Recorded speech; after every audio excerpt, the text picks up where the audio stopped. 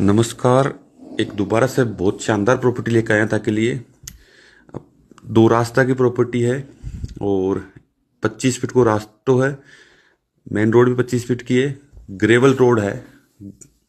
वो बढ़िया शानदार लोकेशन पर है। की लोकेशन है रेवासा से जो ईस्ट कोण की तरफ जो मंदिर की तरफ जो रोड जा रही है बी रोड के ऊपर है। दोनों साइड फ्रंट लागे। फ्रंट भी काफी बड़ो है कॉलोनी जमीन को और शानदार जमीन है। 8 बीघा जमीन है। सिंगल खाता की जमीन है। रास्ता भी दो है जमीन के। फ्रंट भी खूब बड़ो है। जो भी भाई लेबो चाहे वो जमीन के लिए संपर्क कर सके।